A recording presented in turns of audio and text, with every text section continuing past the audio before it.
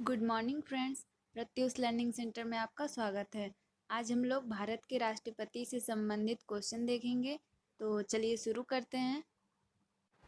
भारत के राष्ट्रपति की तुलना निम्नलिखित में से किससे करना सर्वाधिक उचित है? अमेरिका के राष्ट्रपति से, फ्रांस के राष्ट्रपति से, ब्रिटेन के सम्राट से, श्रीलंका के राष्ट्रपति से। राइट आंसर इज ब्रिटेन के सम्राट से। भारत का राष्ट्रपति राज्य का प्रधान है, राज्य का प्रधान नहीं है, केवल सरकार का प्रधान है, राज्य और सरकार दोनों का प्रधान है। राइट आंसर इज राज्य का प्रधान है। और आपका अनुच्छेद 52 में कहा गया है कि भारत का एक राष्ट्रपति होगा। भारतीय संविधान के अनुसार देश का प्रथम नागरिक कौन होता है? राष्ट्रपति, लोकसभा अध्यक्ष, उपराष्ट्रपति, प्रधानमंत्री। राइट आंसर इज राष्ट्रपति। भारतीय संविधान के अनुसार संघ की कार्यपालिका शक्तियां किसमें निहित होती हैं? प्रधानमंत्री, राष्ट्रपति, संसद, मंत्रिपरिषद। राइट आंसर इज राष्ट्रपति।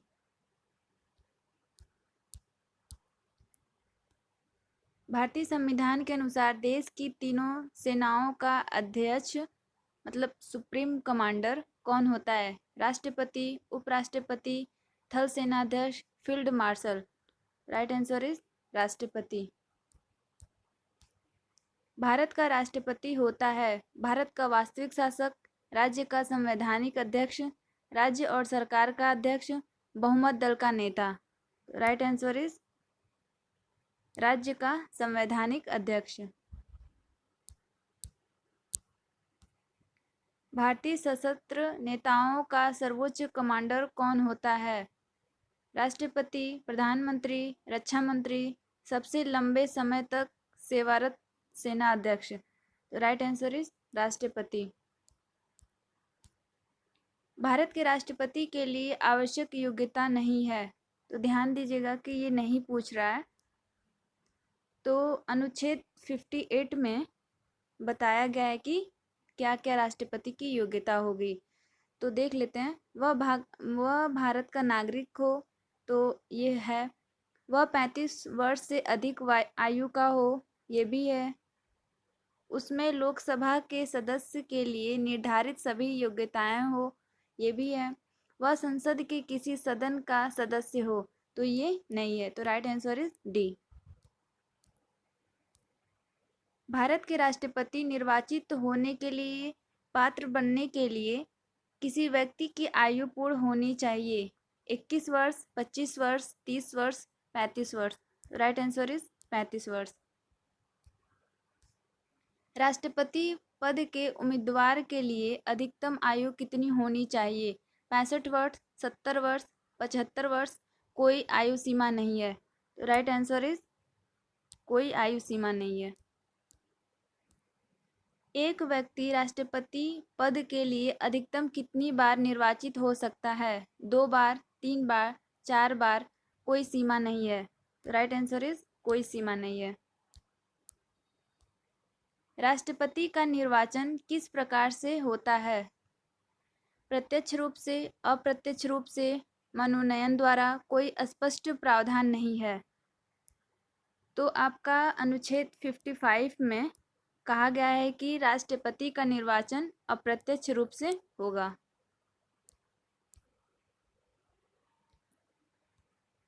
राष्ट्रपति पद के निर्वाचन हेतु कौन सी पद्धति अपनाई जाती है? सूची पद्धति, संचयी मत पद्धति, सापेक्ष बहुमत पद्धति, समानुपातिक प्रतिनिधित्व एवं एकल संक्रमणीय मत पद्धति। राइट आंसर इज डी होगा, समानुपातिक प्रतिनिधित्व एवं एकल संक्रमणीय मत पद्धति। राष्ट्रपति पद के चुनाव संबंधी विवाद को किसे निर्देशित किया जाता है? संसदीय समिति, लोकसभा अध्यक्ष, निर्वाचन आयोग, उच्चतम न्यायालय। राइट आंसर इज उच्चतम न्यायालय। राष्ट्रपति के चुनाव के लिए प्रस्तावक एवं अनुमोदकों की कम से कम कितनी संख्या होनी चाहिए? 10-10, 20-20, 50-50, 100-100। Right answer is 50-50। भारत का राष्ट्रपति निर्वाचित होने के लिए निम्नलिखित में से कौन सी बात अयोग्य मानी जाएगी? तो ध्यान दीजिएगा कि ये अयोग्य पूछ रहा है। भारत का नागरिक हो, ये तो चाहिए। 35 वर्ष की आयु पूर्ण कर चुका हो, ये भी चाहिए। लोकसभा का सदस्य निर्वाचित होने के लिए अहिर्त हो, ये भी चाहिए। कोई लाभ का पद ग्रहण किए हो, तो ये नहीं चाहिए। तो right answer is D. Bharat के राष्ट्रपति का चुनाव किया जाता है प्रत्यक्ष निर्वाचन द्वारा, एकल हस्तांतरीय मत पद्धति द्वारा, आनुपातिक मत प्रणाली द्वारा, खुला बैलेट प्रणाली द्वारा। राइट आंसर इज एकल हस्तांतरीय मत पद्धति द्वारा। भारत में किसके चुनाव में आनुपातिक प्रतिनिधित्व चुनाव प्रणाली अपनाई जाती है? राज्यसभा सदस्य, विधान परिषद सदस्य, उपराष्ट्रपति, राष्ट्रपति। राइट आंसर इज राष्ट्रपति। किस अनुच्छेद के तहत राष्ट्रपति तथा उपराष्ट्रपति के निर्वाचन से संबंधित विवाद का निर्णय उच्चतम न्यायालय द्वारा करने का प्रावधान संविधान में किया गया है? अनुच्छेद 55, अनुच्छेद 68, अनुच्छेद 69, अनुच्छेद 71। राइट आंसर इज अनुच्छेद 71 में बताया गया है। राष्ट्रपति पद के उम्मीदवारों को चुनाव प्रचार हेतु कितना समय मिलता है? 1 माह, 2 सप्ताह, 1 सप्ताह, 3 सप्ताह। राइट आंसर इज 2 सप्ताह। भारत के राष्ट्रपति का चुनाव कितने वर्षों के लिए होता है? 6 वर्ष, 5 वर्ष, 4 वर्ष, 3 वर्ष। राइट आंसर इज 5 वर्ष, जो आपका अनुच्छेद 56 में बताया गया है। किस अनुच्छेद के तहत राष्ट्रपति अपने पद ग्रहण करने की अवधि तिथि से 5 वर्ष की अवधि तक अपने पद पर बना रहता है?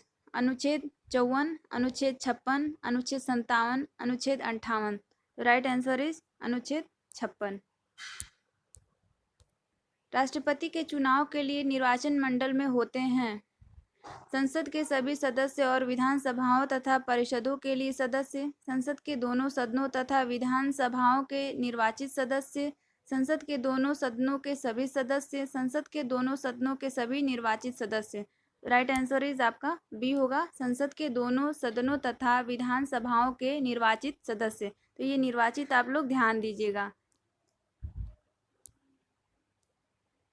भारत के राष्ट्रपति के निर्वाचन के बारे में निम्नलिखित में से कौन सा कथन सही नहीं है? तो आप लोग ध्यान दीजिएगा कि ये नहीं पूछ रहा है।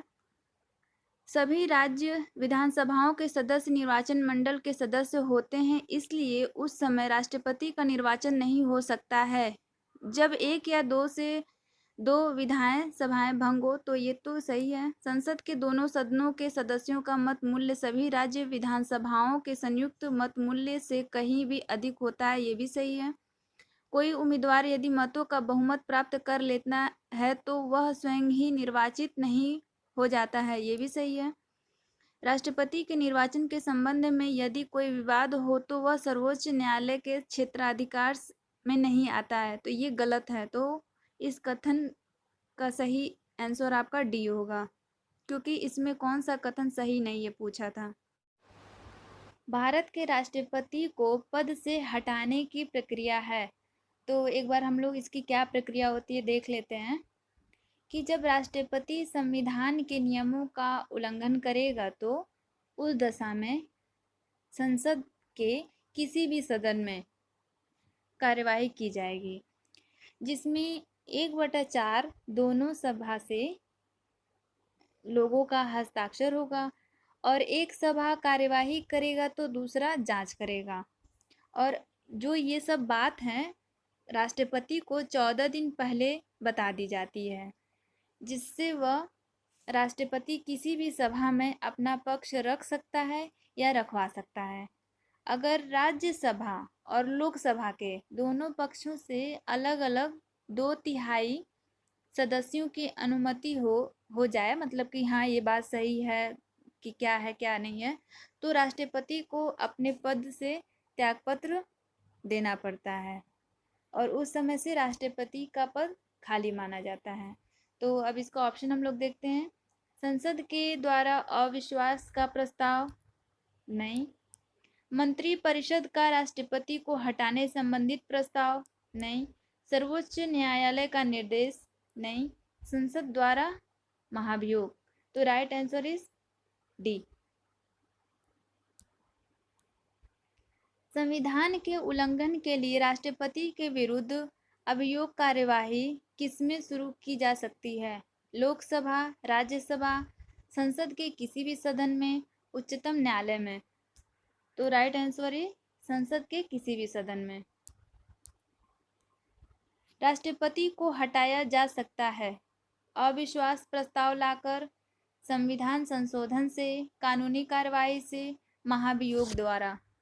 तो राइट आंसर महाभियोग द्वारा। राष्ट्रपति पर महाभियोग किस आधार पर लगाया जा सकता है? किसी भी आधार पर, संविधान के अतिक्रमण करने पर, राज्य विधानसभा को भंग करने पर, उपराष्ट्रपति को राष्ट्रपति बनाने पर। राइट आंसर होगा आपका बी, संविधान के अतिक्रमण करने पर।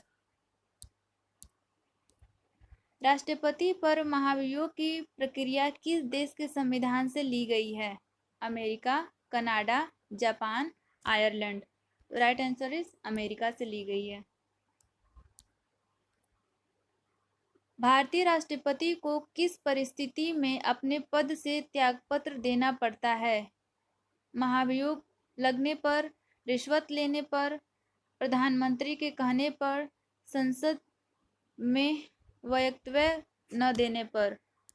राइट आंसर है महाभियोग लगने पर।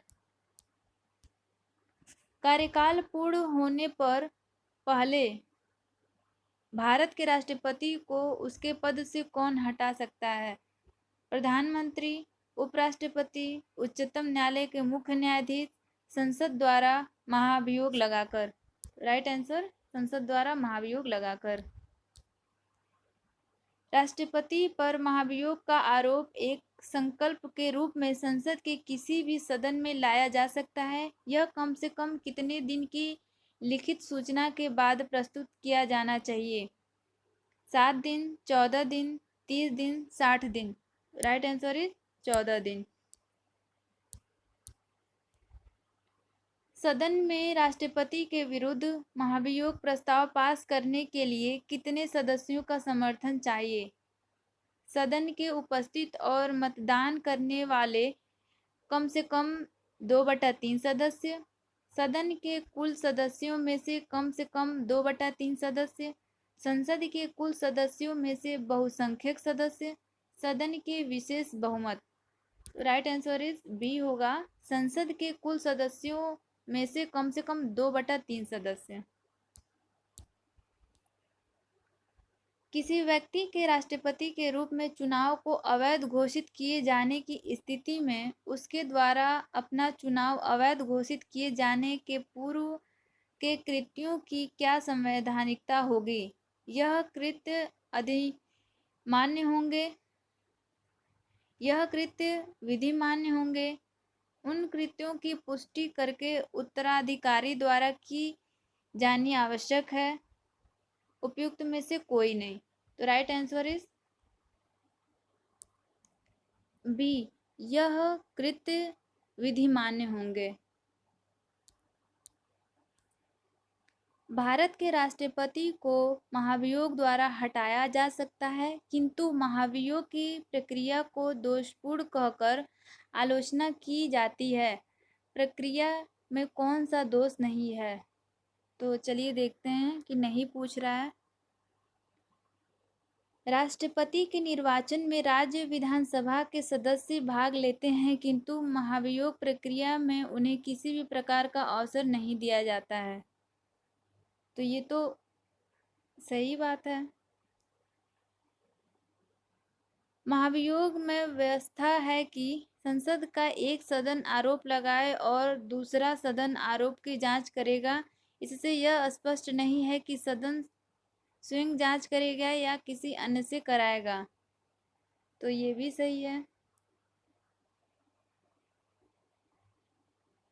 मतलब ये सब दोष हैं इसके, कहने का ये मतलब है। तो ये नहीं पूछ रहा है तो ये हम देखेंगे, ये सब दोष के लिए ये सही है। तो कौन सा नहीं ये पूछ रहा है।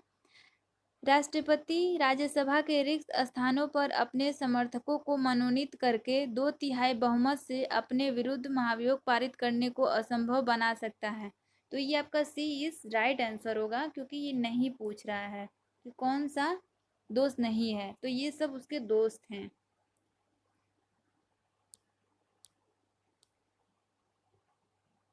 राष्ट्रपति को निम्नलिखित में से कौन पद और गोपनीयता की शपथ दिलाता है। भारत का मुख्य न्यायाधीश, प्रधानमंत्री, अटॉर्नी जनरल, महाधिवक्ता। राइट आंसर इज भारत का मुख्य न्यायाधीश, जो आपका अनुच्छेद 60 में उससे संबंधित प्रावधान है कि शपथ और कैसे क्या करना है। राष्ट्रपति संविधान के किस अनुच्छेद के तहत भारत के मुख्य न्यायाधीश के समक्ष शपथ ग्रहण करता है। तो अभी बताया ही कि अनुच्छेद 60 के अंतर्गत है। मुख्य न्यायाधीश की अनुपस्थिति में राष्ट्रपति किसके समक्ष शपथ लेता है। उपराष्ट्रपति, महान्यायवादी, लोकसभा अध्यक्ष, सर्वोच्च न्यायालय का वरिष्ठ न्यायाधीश। राइट आंसर सर्वोच्च न्यायालय का वरिष्ठ न्यायाधीश। यदि राष्ट्रपति और उपराष्ट्रपति दोनों देश से बाहर हों तो उस स्थिति में उसके कार्यभार को कौन ग्रहण करेगा। राज्यपाल, प्रधान सेनापति, सर्वोच्च न्यायालय के मुख्य न्यायाधीश, प्रधानमंत्री। तो राइट आंसर इज सर्वोच्च न्यायालय के मुख्य न्यायाधीश। यदि भारत के राष्ट्रपति त्यागपत्र देना चाहते हैं तो वह अपना त्यागपत्र किसे देंगे। भारत के मुख्य न्यायाधीश, भारत के उपराष्ट्रपति, भारत के मुख्य चुनाव आयुक्त, भारत के प्रधानमंत्री। राइट आंसर इज भारत के उपराष्ट्रपति को वो अपना त्यागपत्र देंगे। राष्ट्रपति के त्यागपत्र की सूचना उपराष्ट्रपति किसको देता है। प्रधानमंत्री को, भारत के मुख्य न्यायाधीश को, लोकसभा अध्यक्ष को, भारत के महान्यायवादी को। तो राइट आंसर लोकसभा अध्यक्ष को वो देता है।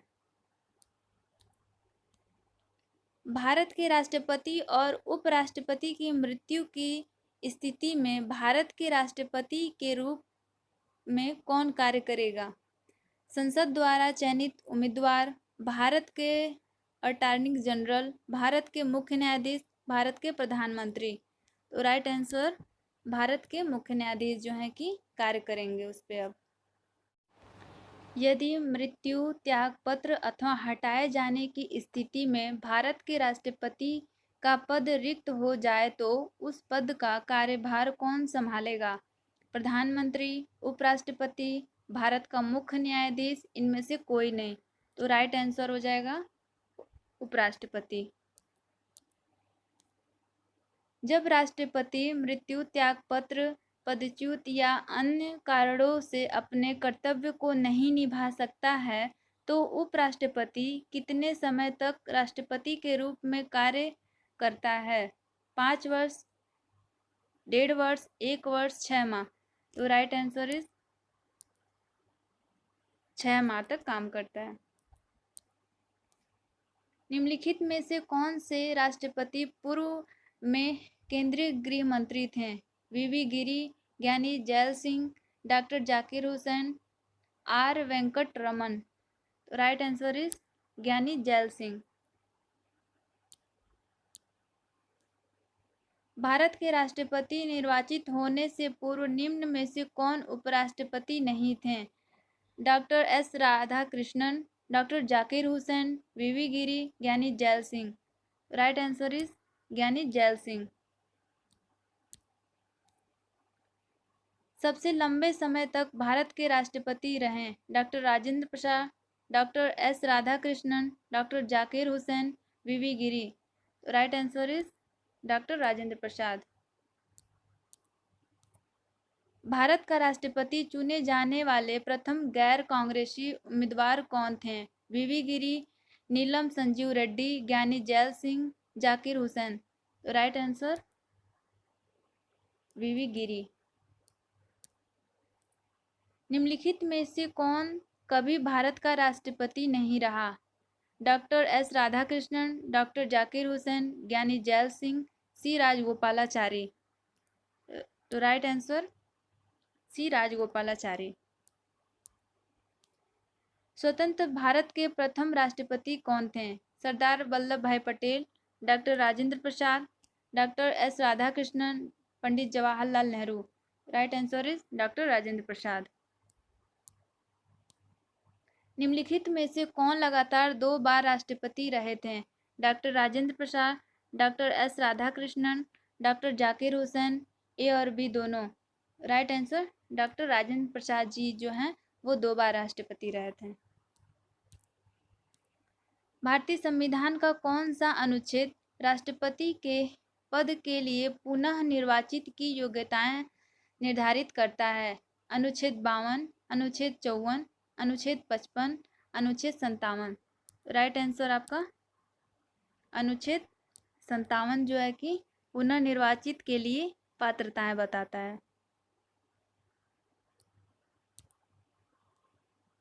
जनता पार्टी के शासन के दौरान भारत के राष्ट्रपति थे? Fakhruddin Ali Ahmed, N Sanjiva Reddy, Giani Zail Singh, R Venkat Raman. Right answer N Sanjiva Reddy. Bharat के किस राष्ट्रपति की मृत्यु कार्यकाल पूरा करने से पूर्व ही हो गई थी? Doctor Rajendra Prasad, doctor S Radhakrishnan, doctor Zakir Hussain, V V Giri. Right answer doctor Zakir Hussain. भारतीय संघ के प्रतिरक्षा बलों का सर्वोच्च समादेश निम्नलिखित में से किसमें निहित होता है? थल सेनाध्यक्ष, राष्ट्रपति, प्रधानमंत्री, तीनों सेनाध्यक्ष। राइट आंसर राष्ट्रपति में होता है। केंद्रीय मंत्रिमंडल के मंत्रियों की नियुक्ति कौन करता है? प्रधानमंत्री, राष्ट्रपति, प्रधानमंत्री की सलाह पर राष्ट्रपति, इनमें से कोई नहीं। राइट आंसर प्रधानमंत्री की सलाह पर राष्ट्रपति। निम्नलिखित में से किसकी नियुक्ति भारत के राष्ट्रपति द्वारा नहीं होती है? तो ध्यान दीजिएगा कि नहीं पूछा जा रहा है।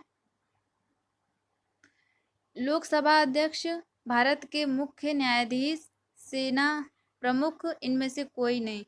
तो राइट आंसर इज लोकसभा अध्यक्ष की नहीं होते हैं। भारत के राष्ट्रपति की मर्जी तक निम्नलिखित में से कौन अपने पद पर रह सकता है? सर्वोच्च न्यायालय के न्यायाधीश, चुनाव आयुक्त, राज्यपाल, लोकसभा अध्यक्ष। राइट आंसर राज्यपाल। निम्नलिखित में से किसे राष्ट्रपति नियुक्त नहीं करता है? तो ध्यान दीजिएगा कि नहीं पूछा जा रहा है। वित्त आयोग, इसको तो करता है राष्ट्रपति। राजकीय भाषाओं का आयोग, इसको भी करता है। योजना आयोग, तो इसको राष्ट्रपति नहीं करता है। संघ लोक सेवा आयोग, इसको भी राष्ट्रपति करता है।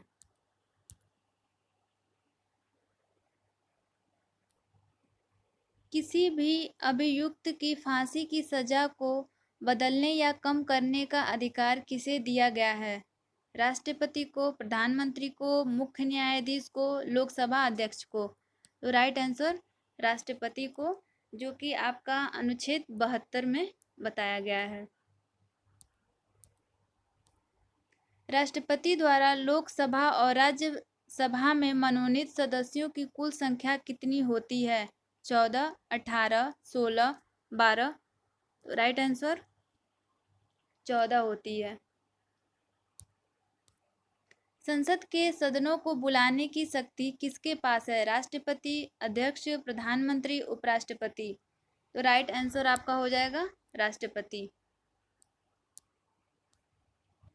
राष्ट्रपति को कौन सहाय या मंत्रणा देता है?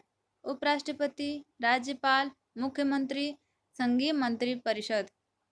राइट आंसर संघीय मंत्री परिषद।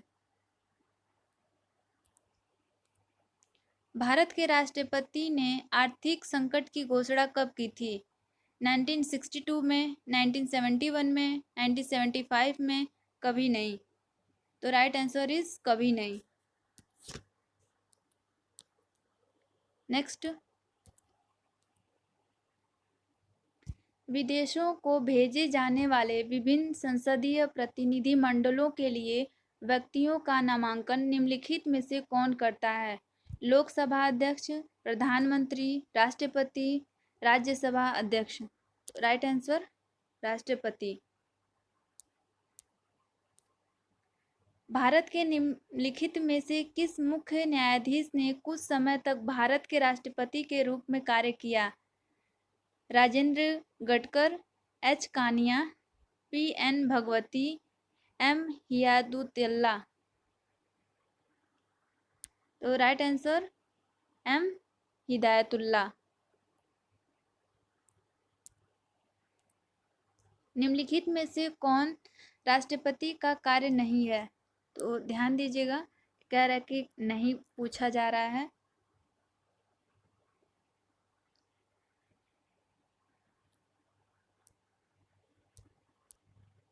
तो ऑप्शन देखते हैं कि लोकसभा का सत्र बुलाना, ये तो राष्ट्रपति का ही काम है। लोकसभा का विघटन करना, ये भी है। लोकसभा का सत्रावसान करना, ये भी है। तो ये जब नहीं पूछ रहा था तो इसके अकॉर्डिंग डी आंसर होगा कि किसी सत्र के अंतर्गत लोकसभा की बैठकें आहूत करना। नेक्स्ट, विदेशी देशों के सभी राजदूतों का कमिश्नरों के प्रत्यय पत्र किसके द्वारा प्राप्त किए जाते हैं? प्रधानमंत्री, विदेश मंत्री, राष्ट्रपति, उपराष्ट्रपति। राइट आंसर आपका हो जाएगा राष्ट्रपति। राष्ट्रपति किस विधेयक को पुनर्विचार के लिए नहीं लौटा सकता? तो ये क्वेश्चन हम लोग करने से पहले इसके बारे में हम लोग बात कर लेते हैं। अनुच्छेद 111 के अंतर्गत राष्ट्रपति को वीटो शक्तियां प्रदान है। तो वो हम लोग उसके अंदर आता है पहला कि अत्यंतिक वीटो। इसमें क्या होता है कि जब राष्ट्रपति संसद द्वारा पारित किसी विधेयक को अपने पास सुरक्षित रख लेता है तो यह समाप्त हो जाता है और अधिनियम नहीं बन पाता है। फिर दूसरा क्या होता है कि निलंबनकारी वीटो होता है कि जब राष्ट्रपति किसी विधेयक को संसद के पुनर्विचार हेतु लौटाता है, लेकिन अगर संसद संशोधन करके या बिना किए राष्ट्रपति के पास फिर से भेज दे तो राष्ट्रपति अपनी स्वीकृति देने के लिए बाध्य हो जाता है। उसके बाद से तीसरा आता है आपका पॉकेट वीटो। जब राष्ट्रपति किसी विधेयक पर न तो कोई सहमति दे, न अस्वीकृति दे और न ही लौटाए, परंतु एक अनिश्चित काल के लिए विधेयक को लंबित कर दे, तो उस समय क्या होता है कि इसको पॉकेट वीटो कहते हैं। और इसका प्रयोग ज्ञानी जैल सिंह 1986 में भारतीय डाक विधेयक से संबंधित प्रयोग किए थे। तो चलिए अब हम लोग क्वेश्चन देख लेते हैं कि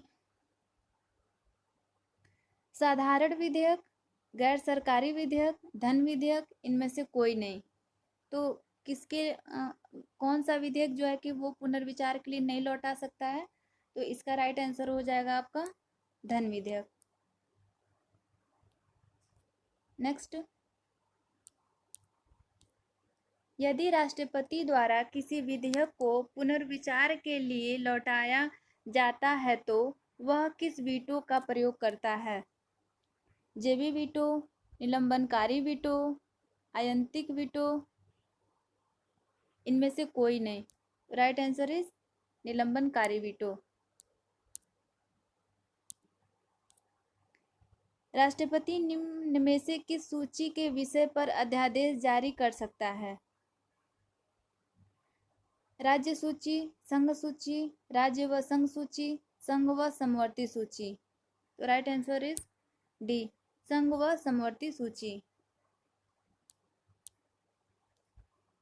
राष्ट्रपति किस सूची के विषयों पर अध्यादेश जारी नहीं कर सकता है? संघ सूची, समवर्ती सूची, राज्य सूची व समवर्ती सूची। तो ये नहीं पूछ रहा है, तो ध्यान दीजिएगा, राज्य सूची से नहीं वो अध्यादेश जारी कर सकता है। निम्नलिखित में से किस परिस्थिति में राष्ट्रपति अध्यादेश जारी नहीं कर सकता?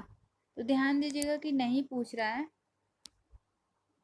जब केवल राज्यसभा ही सत्र में हो, जब केवल लोकसभा ही सत्र में हो, जब दोनों सत्र में हो, जब दोनों सत्र में नहीं हो। तो राइट आंसर आपका सी हो जाएगा कि इस समय राष्ट्रपति अध्यादेश जारी नहीं कर सकता है।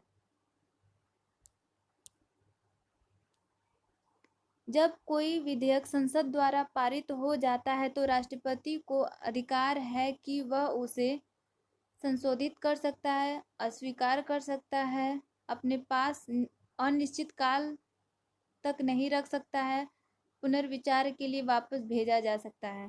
तो राइट आंसर इज पुनर्विचार के लिए वापस भेजा जा सकता है। नेक्स्ट, भारत के राष्ट्रपति संसद के दोनों सदनों को प्रथम सत्र के प्रारंभ में कब संबोधित करते हैं? प्रतिवर्ष, लोकसभा के लिए प्रत्येक आम चुनाव के बाद, ए एवं बी दोनों, न तो ए न तो बी।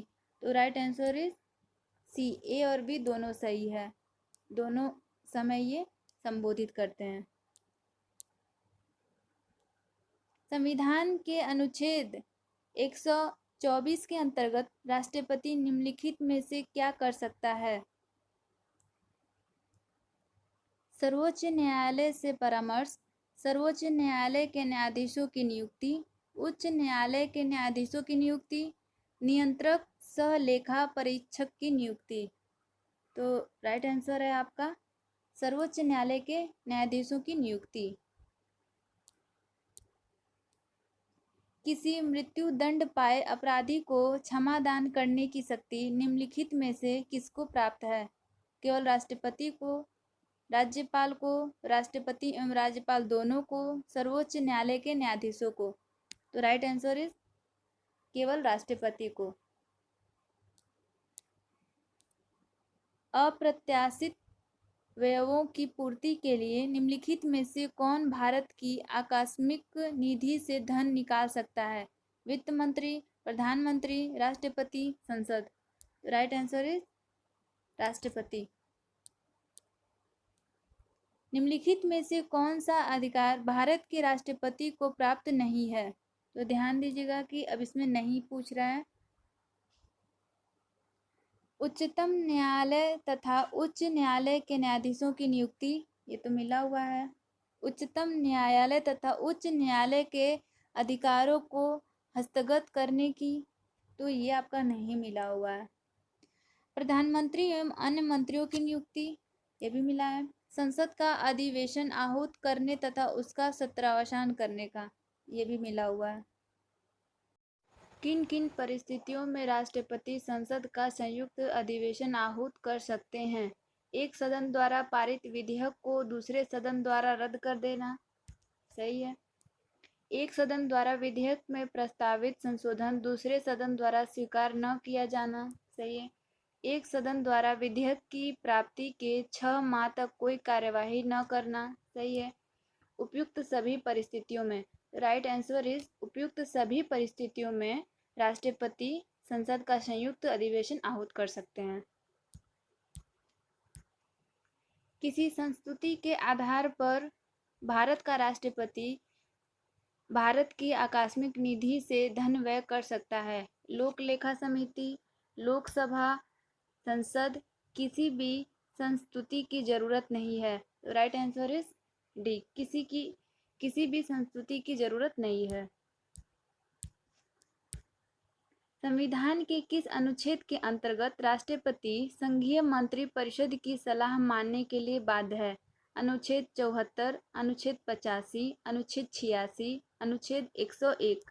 तो राइट आंसर इज अनुच्छेद 74। युद्ध अथवा भारत पर आक्रमण होने की स्थिति में निम्नलिखित में से कौन अंतिम रूप से आक्रमणकारी के विरुद्ध युद्ध की घोषणा कर सकता है? संसद, मंत्रिमंडल, प्रधानमंत्री, राष्ट्रपति। राइट आंसर इज राष्ट्रपति। लोकसभा निम्नलिखित में से किसके द्वारा भंग की जाती है? प्रधानमंत्री द्वारा, प्रधानमंत्री के परामर्श से राष्ट्रपति द्वारा, प्रधानमंत्री के परामर्श से लोकसभा अध्यक्ष द्वारा, इनमें से कोई नहीं। राइट आंसर इज बी, प्रधानमंत्री के परामर्श से राष्ट्रपति द्वारा। राष्ट्रपति निम्नलिखित में से किस परिस्थितियों में आपातकाल की उद्घोषणा कर सकता है? प्रधानमंत्री के मौखिक परामर्श पर, प्रधानमंत्री तथा मंत्रिमंडल के लिखित परामर्श पर, स्वविवेक से, संसद द्वारा बहुमत से पारित प्रस्ताव पर। तो राइट आंसर इज बी, प्रधानमंत्री तथा मंत्रिमंडल के निम्नलिखित परामर्श पर। भारतीय संविधान के अनुच्छेद 123 के तहत अध्यादेशों को जारी करने की शक्ति निम्नलिखित में से किसके पास है? लोकसभा अध्यक्ष, राज्यसभा के सभापति, राष्ट्रपति, महान्यायवादी। तो राइट आंसर इज राष्ट्रपति। तो हम लोग थोड़ा सा अध्यादेश के बारे में जान लेते हैं। क्या होता है कि संविधान के अनुच्छेद 123 के तहत राष्ट्रपति को अध्यादेश जारी करने का अधिकार मिला है कि जब संसद के दोनों सदन न हों सत्र में और जब लगे कि तत्काल कार्रवाई करना आवश्यक है, तब राष्ट्रपति यह निर्णय लेता है, अध्यादेश वो जारी कर सकता है। और ऐसा अध्यादेश संसद के पुनः बैठक होने पर दोनों सदनों में प्रस्तुत किया जाता है और अगर दोनों सदन उस अध्यादेश को पारित कर देते हैं तो वह कानून बन जाता है।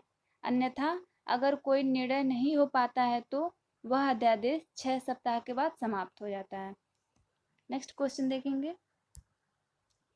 राष्ट्रपति किस स्थिति में अध्यादेश जारी कर सकता है?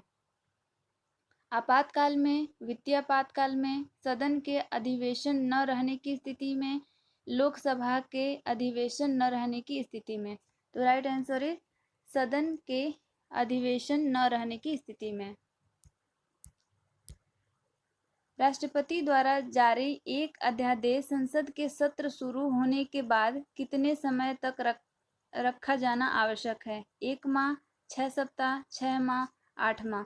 राइट आंसर इज 6 सप्ताह।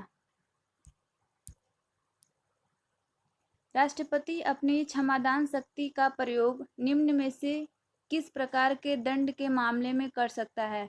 मृत्यु दंड, सैनिक अदालत द्वारा दिए गए दंड, ऐसे मामलों में दिए गए दंड पर जो संघीय कार्यपालिका के क्षेत्राधिकार के अंतर्गत आते हों, उपयुक्त सभी। तो राइट आंसर इज उपयुक्त सभी में जो है कि राष्ट्रपति अपना शक्ति प्रयोग कर सकता है क्षमादान का। भारत के राष्ट्रपति का प्रति माह वेतन कितना है? तो आप लोग ध्यान देंगे कि जब आप लोग एग्ज़ाम देने जाएंगे तो उस टाइम का एक बार आप लोग ज़रूर चेक करके जाएंगे। तो प्रेजेंट टाइम में 3,50,000 है।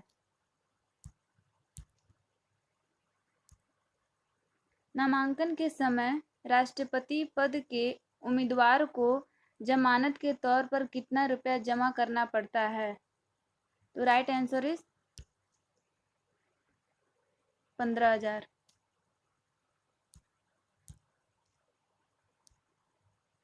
राष्ट्रपति को पेंशन के रूप में आजीवन कितना रुपया प्रतिवर्ष मिलता है? तो इसका भी राइट आंसर हो जाएगा 30 लाख। भारत का राष्ट्रपति किसका एक अभिन्न अंग है? संसद का, लोकसभा का, राज्यसभा का, मंत्रिपरिषद का। तो राइट आंसर इज संसद का। भारत के प्रथम मुस्लिम राष्ट्रपति कौन थे? Doctor Fakhruddin Ali Ahmed, doctor Zakir Hussain, doctor APJ Abdul Kalam, VV गिरी।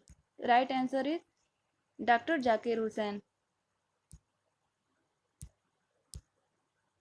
भारत के राष्ट्रपति का निर्वाचन एक निर्वाचन मंडल द्वारा किया जाता है। यह निर्वाचन मंडल निम्नलिखित में से किसके निर्वाचित सदस्यों से मिलकर बना होता है। तो चलिए देखते हैं। संसद के दोनों सदनों, सही है। राज्यों की विधानसभा, ये भी सही है।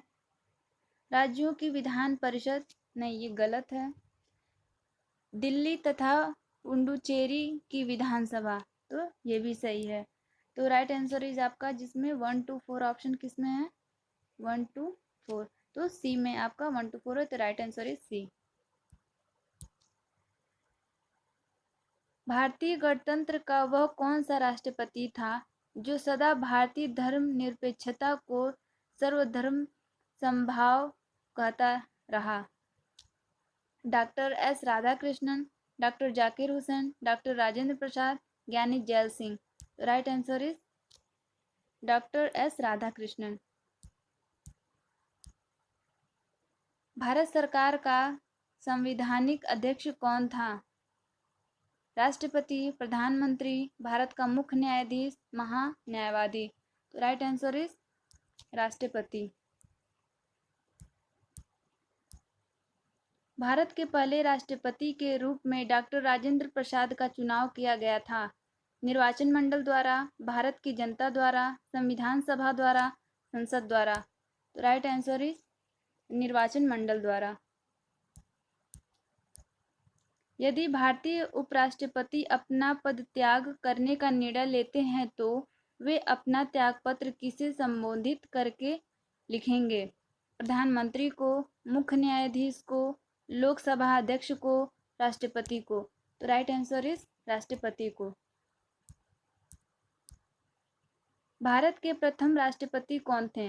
Doctor S Radhakrishnan, doctor Rajendra Prasad, Giani Zail Singh, B D. Jatti. तो right answer is doctor Rajendra Prasad. Bharat का राष्ट्रपति आनुपातिक प्रतिनिधित्व पद्धति के अनुसार एकल संक्रमणीय मत द्वारा निर्वाचित होता है। इसका निहितार्थ है कि निर्वाचित संसद सदस्यों और राज्य के विधानसभा सदस्यों के मतों की संख्या भिन्न होती है। सभी संसद सदस्यों और राज्यों के विधानसभा सदस्यों में से प्रत्येक का मत एक है।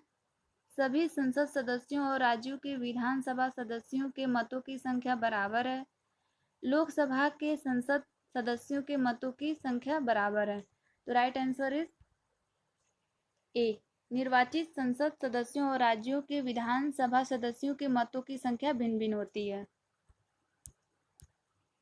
भारत के राष्ट्रपति पर महाभियोग लगाने का अधिकार है सर्वोच्च न्यायालय को, लोकसभा अध्यक्ष को, संसद के दोनों सदनों को, प्रधानमंत्री को। तो राइट आंसर इज संसद के दोनों सदनों को।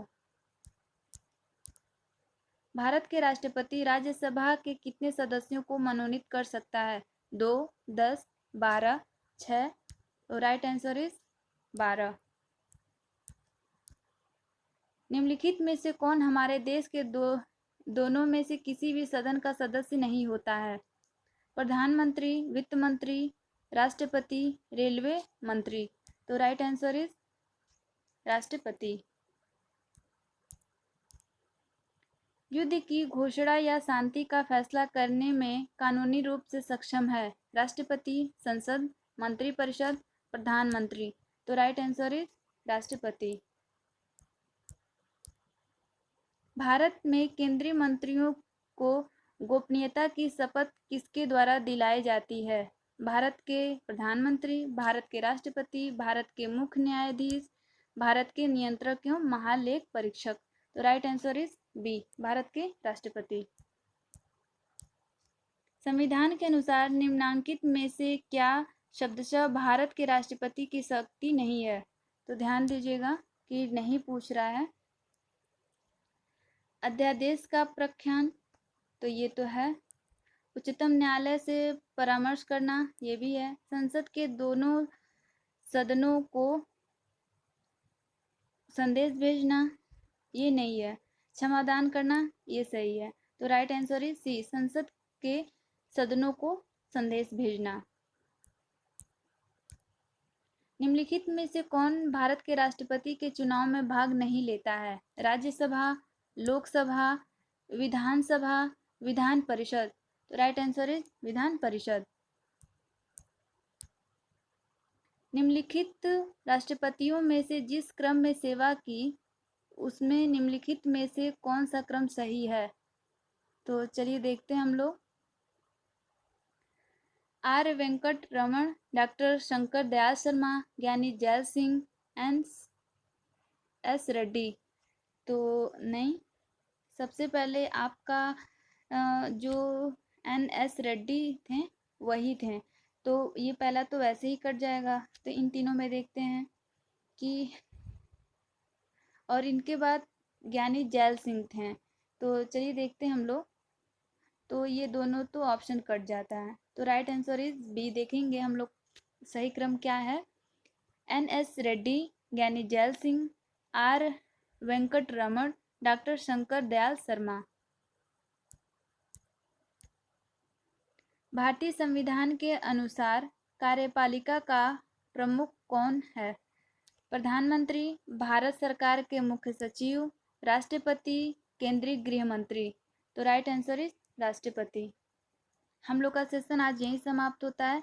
मिलते हैं नेक्स्ट क्लास में। जय हिंद, जय भारत।